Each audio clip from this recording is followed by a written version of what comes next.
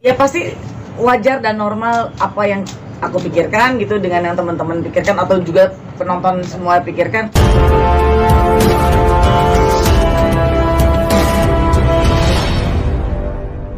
11 Maret seperti apa Mas Indra? Mengenai itu aku benar-benar nggak tahu ya mengenai proses persidangan. Jadi nanti kalau misalnya mau itu monggo dipertanyakan sama pihak sana ya.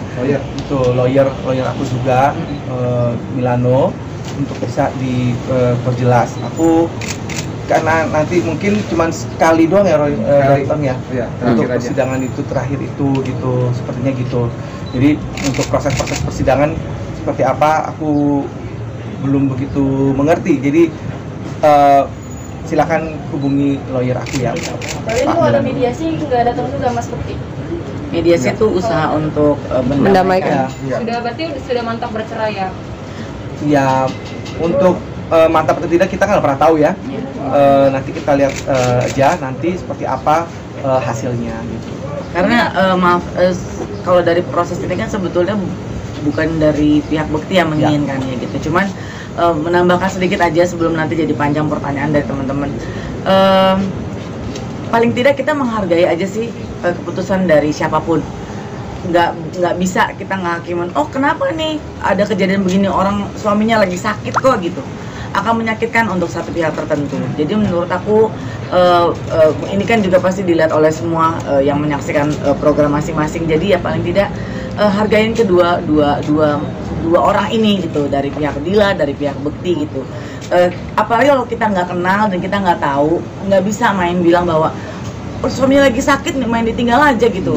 Ya mungkin ada hal tertentu yang memang sudah nggak bisa ditolerir gitu loh, dan itu harus kita hargai keputusan orang gitu. Jadi jangan membuat statement yang membuat orang yang lagi terpuruk tambah buruk gitu loh. Dan juga kan Bekti di saat ini lagi ada proses pemulihan yang belum bisa dikatakan sudah sembuh total gitu loh. Jadi ya tolonglah untuk tidak memanfaatkan situasi, memperkeruh, menghakimi di saat kita tidak tahu, tidak kenal, terus kita ikut campur urusan dapur orang gitu. Karena kan sebetulnya perceraian ini Bekti juga nggak mau gitu loh. Tapi saat ini yang aku lihat Bekti berbesar hati untuk menerima situasi seperti ini gitu. Jadi paling tidak kita saling menghargai aja ya. Betul sekali. Usaha Mas Bekti untuk mempertahankan rumah tangga, apa kan tadi kata Tendi kan Mas Bekti nggak mau sebenarnya ya usahanya sebenarnya. Apa Mas? Pada saat dia minta itu pun juga aku berusaha untuk ya coba dipikirkan lagi, dan kemudian aku coba malah menawarkan beberapa pilihan-pilihan juga gitu pada saat percakapan kita itu. Ya udah, akhirnya ternyata keputusannya adalah kita akan pisah gitu. Dengan caranya nanti kita memang dari pihak lawyer aku itu bilangnya ya nggak terlalu ketemu gitu. Jadi boleh kok nggak usah ketemu gitu atau datang ke persidangan sebenarnya karena sudah diwakili oleh lawyer gitu. Tapi paling tidak sekali deh kalau misalnya mau datang gitu, karena dia yang menggugat, jadi katanya dia yang akan sering datang ke persidangan katanya gitu. Kita nggak pernah tahu ya seperti apa, tapi intinya kita mau baik-baik aja sih, bisa baik-baik aja, kita nikah juga baik-baik aja, semuanya insya Allah baik-baik aja. Soal yang unfollow dari sosmed, ya Dila duluan yang unfollow gimana? Iya betul, ya udahlah itu keputusannya dia, terserah dia mau. Iya sih, kalau soal unfollow sih ya udah nggak terlalu hal yang jadi cukup penting untuk dihubungkan dengan konfliknya mereka gitu. Jadi ya jadi kalau ada api kecil jangan dibikin gede-gede gitu loh. Karena kan kasihan. Aku sih ngehargain mereka berdua ya gitu. Satu sisi Bekti sahabat aku yang udah lama sekali. Satu sisi Dila istri dari sahabat aku. Ya dua-duanya ini kan yang sangat aku jaga, yang sangat aku sayang.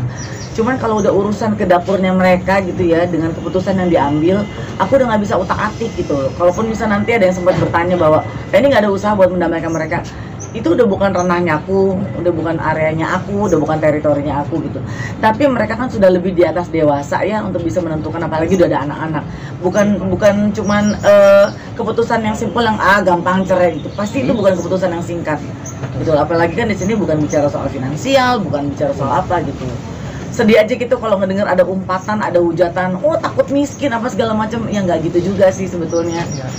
Nggak ya Bekti juga ayah dan suami yang bertanggung jawab untuk bisa di situasi itu, tapi ya hargai aja sih keputusan dari masing-masing. Katanya sampai sekarang belum ada komunikasi sama Tedila ya, Iya, Mas belum. Imbek. Kenapa itu? Terakhir itu seperti apa komunikasi kalian? Terakhir intinya setelah apa ada sedikit percakapan yang mungkin kurang cocok itu, akhirnya Dila memutuskan yaudah kita istirahat dulu kali gitu ya, atau pisah dulu atau apa gitu. Jadi ya akhirnya kita memutuskan untuk ya udah Seminggu ya, kurang lebih semingguan yang lalu ya, kurang lebih Mas semingguan Bekti, terakhir. kemarin juga Mas Milano, Bang Milano bilang kalau anak-anak akan didatangan Mbak Dila. ya. Untuk pertemuan sendiri mungkin gimana? Ya itu sih kalau anak-anak kan memang hak asuh di Dila, namun apa namanya di sini kapanpun aku mau itu bisa kok. Atau anak-anak mau ketemu, Anak-anak mau ketemu juga bisa. jadi nggak banget. ditutup jalan Ya. buat ketemunya mereka. Terakhir ketemu kapan Mas sama anak-anak? Itu pas 2 minggu ya. 2 minggu Dua kurang minggu. ya, ulang tahun Abel kan. Terakhir ketemu hari Kamis. Hari Kamis lalu. Itu kan udah lama banget, kenapa ini aja belum pisah tapi udah temunya udah selama itu, udah 2 minggu yang lalu ini. Mas, Anak-anak ya seminggu. mempertanyakan juga Kak Bekti udah pisah juga dari Ya itu aku belum tahu makanya. Kan mereka lagi nggak ketemu, jadi Bekti nggak tahu anak-anak mempertanyakan Bekti atau enggak. Ya. Karena kan anak-anak sama Dila kan. Ya. Berarti tidak ada komunikasi sama sekali Sama soal anak-anak. by phone itu? Belum, karena gini, aku handphonenya kan kemarin tuh sempat setelah jatuh itu sakit di rumah apa di V-Radio itu, terus kemudian aku collab, terus baru besokannya apa kita udah sadar. Nah itu mungkin entah handphone yang dipegang Dila atau apa gitu kan ya. Nah terus kemudian perawatan itu terus aku tiba-tiba entah gimana perawatan itu, aku tuh nggak inget sama sekali ya. Ya, aku bantu, maaf ya. Jadi pada saat Bekti sakit, memang Bekti itu diminta untuk menonaktifkan segala macam yang berhubungan dengan sosial media, termasuk dengan handphone terutama ya, karena kan Bekti kan selalu pada saat lagi belum sakit kan handphone tuh di Aktif. tangan aktif. Nanti kalau dipegang sama Bekti terus, dia waktu istirahatnya jadi nggak ada. Jadi kemarin sempat untuk diliburkan dulu gitu, apalagi di tengah situasi Bekti lagi Operasi. selesai operasi, lagi masa pemulihan, Ya. ada situasi seperti ini. Ini isi kepalanya akan jadi campur aduk. Jadi ya kemarin sama pihak manajemen dan keluarga juga itu sedang diamankan dulu, diliburkan dulu untuk Bekti nggak pegang handphone gitu. Tapi kalau ada hal yang mesti disampaikan sama Bekti pasti akan disampaikan ya Roy ya, gitu. Jadi memang Bekti tidak diizinkan dulu dengan situasi Bekti yang saat ini yang masih belum pulih, terus tekanan kejadian, jadi ya memang Bekti nggak pakai handphone dulu. Mas tadi menyampaikan terkait rumah Pondok Cabai yang kabarnya dijual, ini sudah kesepakatan kalian apa atau seperti apa sih? Ya kalau seperti itu ya pastinya kesepakatan bersama ya, untuk kalau misalnya memang Dila harus pergi dari rumah itu gitu misalnya, dan kemudian apa untuk Akan dibagi dua. ya akan dibagi dua itu untuk rumahnya itu sendiri. Mas Nah, tadi Mas Bekti, mungkin permasalahannya tersebut sudah terjadi berapa lama sih Mas Bekti? Kan kita udah dari 2019. Katanya dari sebelum Mas Bekti sakit. Benar nggak sih Mas? 2019 sudah ada pengajuan sampai akhirnya triggernya tuh sekarang ini. pemilu yang tidak bisa ditolerir ini apa sih kalau boleh tahu? Oh, apa namanya? Pada saat kita sepakat itu, pokoknya intinya Ini urusan pribadi mereka. Aku counter dalam arti kata supaya bisa lebih ini ya, menghargai privasi masing-masing ya. Jadi ini adalah urusan dapurnya mereka. Dapur itu maksudnya urusan pribadinya mereka berdua gitu. Jadi kalau memang mereka sudah bersikap untuk ini adalah hal yang mesti dijaga, ya kita saling menjaga juga untuk tidak untuk memaksa untuk minta tahu apa sih penyebabnya gitu. Mas tadi menyampaikan Ramadan pengennya sih bisa bareng sama anak-anak, sedangkan ini seminggu udah nggak ketemu. Gimana? Tadi kan berharap Ramadan pengen. ya, insya Allah kalau memang ini ternyata Sudah jalan. prosesnya sudah berjalan dan kemudian kita memang masing-masing sudah berpisah gitu secara agama ke negara ke gitu ya, Resmi ya. resmi gitu ya, pastinya itu kan pas Ramadan insya Allah tetap anak-anak tolong bisa Ramadan ya Ramadan bisa sama-sama, Hmm. bisa saling maaf-maafan gitu mungkin pada saat Lebaran nanti ya intinya anak-anak harus ketemu sama aku. Sejauh ini prakteknya gimana, Mas? Sejauh Temuan ini anak memang susah belum, apa enggak? karena aku masih pemulihan dan masih ada proses-proses lainnya, jadi takutnya malah nanti Ya. mengganggu waktu mereka juga. Soalnya kasihan juga mereka kan juga sekarang lagi dalam situasi bertanya-tanya terus kan gitu. Jadi ya di usia mereka yang lagi mau besar gitu, terus melihat bapak ibunya mungkin lagi dalam kondisi hubungan yang kurang begitu nyaman, ya mungkin memang akan lebih baik kalau mereka bersama ibunya. Kak Putri, Gitu ya, terkait rencana umroh sama Kadila itu nanti akan tetap direncanakan dan berangkat, mungkin nanti di sana ada pencerahan gitu atau batal? Nah, itu Kesepakatannya seperti apa? Di schedule dulu lah ya. Saat ini Mau seperti beresin itu dulu, beresin yang sekarang ini. sekarang dulu aja. Kalau memang ternyata kita berangkat as a friend gitu misalnya, kan kenapa nggak pernah tahu ya gitu. Tapi sekarang kenapa? Belum boleh naik pesawat. Oh iya, belum naik pesawat. Ini aku loncat dikit aja udah tung gitu. Apa no loncat-loncat? Ada loncat, ada kegiatan apa gitu, loncat dari mana gitu misalnya. Dari sini ke tangga. Senayan. Ya nggak gitu juga, Bu. Loncat-loncat lah, gimana sih lo? Masih marahin. Boleh update sedikit tentang ini operasi mata kan, Oke. operasi mata kiri ya? Ya. Ini bagaimana? Bagus nih. Jadi memang Udah bisa mikir. Ayo. Jadi ini mata aku ini yang ini memang sudah dioperasi ya. Yang kiri ya? Yang kiri ini aku bisa lihat jelas wajah-wajahnya, cuman ada scratch sedikit tapi ini sudah mulai hilang. Scratchnya tuh aku nggak bisa lihat hidungnya Tendi gitu misalnya. Tapi lubangnya 3 kan Bukti? Jadi misalnya wajah-wajah kalian nih hidungnya tuh nggak ada gitu, yang kayak gitu. Ngeri kali. Nah makanya kenapa kok punya hidung kalian itu?